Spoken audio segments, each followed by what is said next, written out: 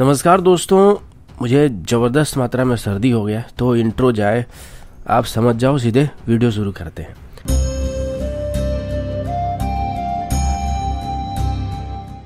आज की पहली अपडेट स्मॉल टर्बोजेट इंजन्स को लेके। आप सब जानते हैं कि 1-2 दिन पहले डीआरडीओ और जीटीआरई की तरफ से अपने नए इंजन डेवलपमेंट प्लान के बारे में कुछ बताया गया था, जिसमें एक 110 किलोटन क्लास की एक एरो इंजन को डेवलप करने के साथ साथ सेम इंजन की कोर को बेस करके इसकी 6 अलग अलग वेरिएंट को भी बनाने की कोशिश किया जा रहा है। अभी बताया जा रहा है कि जीटीआरई की तरफ से अभी एक और स्मॉल टर्बोजेट इंजन को भी बनाने की कोशिश किया जा रहा है। दरअसल एक नहीं बल्कि ऐसे कई इंजन को बनाने की कोशिश किया जा रहा है। अब इस स्मॉल टर्बोजेट इंजन की बात करें तो इसको आगे चल के हमारे स्मॉल यूवीज में, एरियल टारगेट में, लाइट स्पोर्ट एयरक्राफ्ट या फिर छोटे ग्लाइडर्स में इस्तेमाल किया जा सकता है। इसके लिए अभी जीटीआरई की तरफ से कुछ प्रिलिमिनरी डिजाइन को भी कंप्लीट कर लिया गया और अभी इसके लिए एक इंटरनल रिव्यू होने वाली है, जिसमें इसकी वर्जन 2 या फर्दर डिजाइन के बारे में डिस्कशन किया जाएगा।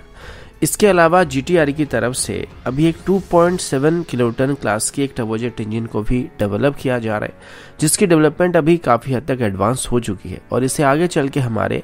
Air to surface missile system में इस्तेमाल किया जा सकता है। साथ ही अभी जीटीआरई की तरफ से एक नए आफ्टर बर्निंग सेक्शन को भी डेवलप करने की कोशिश किया जा रहा है, जिसमें थ्रस्ट वेक्टरिंग सिस्टम होने वाली है और इसे अभी इनिशियली ड्राई कावेरी इंजन में इंटीग्रेट करके टेस्ट करने का फैसला किया गया है। अभी के लिए ये तय नहीं किया गया है कि इसके जो रिजल्ट आएंगे वो कैसे आएंगे, लेकिन अगर इसके रिजल्ट अच्छे पाए जाते हैं तो फ्यूचर में इसको तेजस में इंटीग्रेट करने के बारे में सोचा जा सकता है या फिर इससे लिए गए डाटा को हम हमारी फ्यूचर इंजन में इस्तेमाल कर सकते हैं। और जीटीआरई की तरफ से अभी कुछ हद तक कावेरी इंजन की एग्जिस्टिंग कोर को भी रिफाइन करने की कोशिश किया जा रहा है। इसके अलावा अभी जीटीआरई की तरफ से एक 4.4 किलोटन क्लास की टर्बोजेट इंजन को भी डेवलप करने की कोशिश किया जा रहा है, जिसको हम लोग आगे चल के हमारी long range land attack cruise missile में इस्तेमाल कर पाएंगे। इसे मार्निंग इंजन भी कहा जाता है। इसके इनिशियल ट्रायल को भी काफी हद तक सफल पाया गया था और इसे अगस्त के महीने में कंडक्ट किया गया था और अभी जीटीआरई की तरफ से बताया कि वो इसको और भी ज्यादा रिफाइन करने की कोशिश कर रहे हैं, जिससे इसकी स्पीड को और परफॉर्मेंस को और ज्यादा बेहतर किया जा सकेगा। अगला अपडेट इंडियन नेवी की तरफ से है। मझगांव डॉक लिमिटेड की तरफ से दिए गए कुछ रिपोर्ट के मुताबिक इसी साल के अंदर ही इंडियन नेवी में प्रोजेक्ट 75 के अंदर बनाए जाने वाले 5th स्कॉर्पियन क्लास के सबमरीन को शामिल किया जाएगा। 2021 में ही मझगांव डॉक लिमिटेड की तरफ से स्कॉर्पियन क्लास की 2 सबमरीन को इंडियन नेवी को डिलीवर किया गया था। अभी बताया गया कि इसी क्लास की 5th वेसल यानी कि आईएनएस बगीर की सी ट्रायल को शुरू किया जा रहा है और इस दौरान इसको अलग अलग फेज में टेस्ट किया जाएगा और लगभग 1 साल के आसपास इसकी टेस्टिंग को कंडक्ट की जाएगी, जिसके बाद इसको इंडियन नेवी को डिलीवर कर दिया जाएगा। अब मझगांव डॉक लिमिटेड की तरफ से इन सबमरीन्स की डिलीवरी को पिछले कुछ सालों में काफी हद तक तेज कर दिया गया, क्योंकि अगर हम 2-3 साल पहले की बात करें तो हमारे नेवी में एक भी कन्वेंशनल सबमरीन मौजूद नहीं था जो कि नए सबमरीन थे, लेकिन अभी 4 नए मॉडर्न स्कॉर्पियन क्लास के सबमरीन को इंडियन नेवी में शामिल किया जा चुका है और अगले साल तक सभी 6 के 6 स्कॉर्पियन क्लास के सबमरीन को इंडियन नेवी में इंडक्ट कर दिया जाएगा। सबसे पहले इसी क्लास की पहली सबमरीन आईएनएस कलवारी को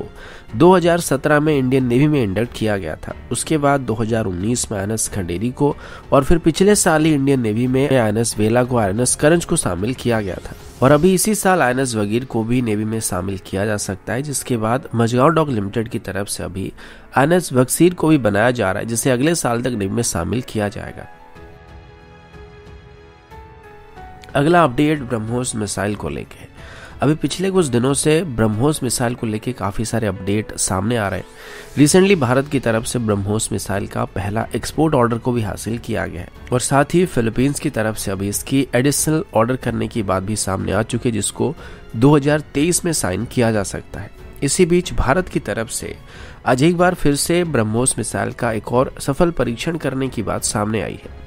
आज भारत की तरफ से अपनी अंडमान और निकोबार आइलैंड से एक साथ 2 मिसाइल की टेस्टिंग की गई है, जिसमें पहला टेस्ट ब्रह्मोस मिसाइल का किया गया था और दूसरा टेस्ट उड़ान मिसाइल का किया गया था। अब इसमें से ब्रह्मोस मिसाइल को अंडमान और निकोबार आइलैंड से एक लैंड बेस्ड लॉन्चर से फायर किया गया था और उड़ान इंटरसेप्ट मिसाइल की बात करें तो इसको इंडियन नेवी के गाइडेड मिसाइल कॉर्वेट से फायर किया गया था। इसमें नेवी की तरफ से अपने टारगेट के तौर पर एक हमारी पुरानी नेवल शिप को रखा गया था, जिसका नाम LCU-38 था और बताया गया कि गाइडेड मिसाइल कॉर्वेट से फायर किए गए उड़ान एंटीशिप मिसाइल के रिजल्ट काफी अच्छे पाए गए और बस एक ही मिसाइल ने टारगेट को पूरी तरीके से डिस्ट्रॉय कर दिया था। और इस दौरान उड़ान मिसाइल को अपनी मैक्सिमम रेंज के दौरान टेस्ट किया गया था। अब ब्रह्मोस मिसाइल के बारे में बात करें तो पिछले 2 हफ्तों के अंदर ये ब्रह्मोस मिसाइल का दूसरा टेस्ट था, क्योंकि पिछली बार इसको 20 जनवरी को ओडिशा की चांदीपुर से टेस्ट किया गया था और अभी एक बार फिर से इसको अंडमान से फायर किया गया है।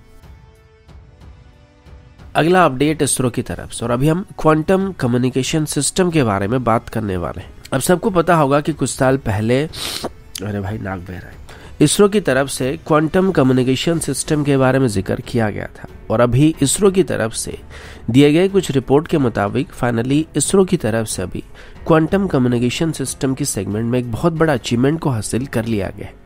लेटेस्ट रिपोर्ट के मुताबिक अहमदाबाद की स्पेस एप्लीकेशन सेंटर और फिजिकल रिसर्च लेबोरेटरी की तरफ से अभी सफलता के साथ क्वांटम एंटेंगलमेंट का एक डेमोन्स्ट्रेशन दिखाया गया है, जिसमें क्वांटम की डिस्ट्रीब्यूशन का इस्तेमाल करके एक हैक प्रूफ कम्युनिकेशन सिस्टम को एस्टेब्लिश किया गया था, जिसमें लगभग 300 मीटर के डिस्टेंस में इसरो की तरफ से एक सिक्योर कम्युनिकेशन सिस्टम को एस्टेब्लिश किया गया और इसमें टेक्स्ट मैसेजेस के साथ साथ विजुअल मैसेजेस को भी शेयर किया गया था।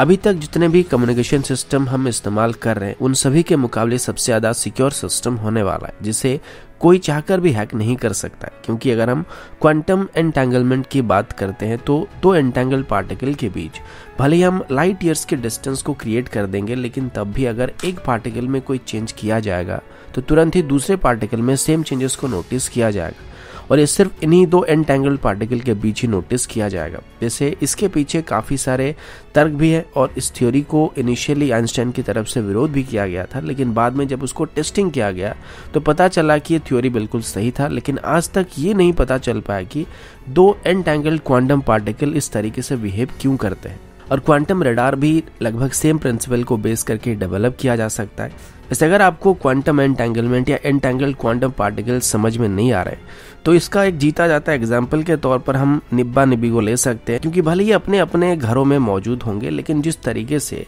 इनको पता चल जाता है कि इनके बाबू ने थाना था कि नहीं था, ठीक वैसे ही 2 एंटेंगल क्वांटम पार्टिकल को भी पता चल जाता कि दूसरे पार्टिकल के साथ कोई चेंजेस हो रहा है या फिर नहीं हो रहा है। और अगर एक पार्टिकल में कोई चेंजेस होता है तो दूसरे पार्टिकल में भी चेंज होता है। ठीक वैसे जैसे निब्बा को पता चल गया कि निब्बी ने थाना नहीं खाया तो निब्बा भी थाना नहीं खाएगा। और क्वांटम एंटेंगलमेंट को समझने का निब्बा निब्बी से अच्छा एग्जाम्पल आपको नहीं मिलने वाला। और 2 एंटेंगल क्वांटम पार्टिकल के बीच जो चेंजेस नोटिस किया जाता है वो सिर्फ उन्हीं 2 क्वांटम पार्टिकल में ही नोटिस किया जाता है, जिसको कोई चाहकर भी जान नहीं सकता है। अब ये एक सीरियस एडवांटेजेस को भी दिला सकता है, क्योंकि इसके इस्तेमाल से हम एक सिक्योर सैटेलाइट कम्युनिकेशन सिस्टम को एस्टेब्लिश कर सकते हैं। और अभी तो सिर्फ इनको एक्सपेरिमेंटल बेसिस पर ही टेस्ट किया जा रहा है, जिसमें इसको बस 300 मीटर की डिस्टेंस पर ही टेस्ट किया गया था। लेकिन थ्योरी के हिसाब से अगर हम एंड्रोमेडा गैलेक्सी में भी एक एंटेंगल्ड पार्टिकल को रख देंगे और दूसरे पार्टिकल को मिल्की वे के सेंटर में रख देंगे,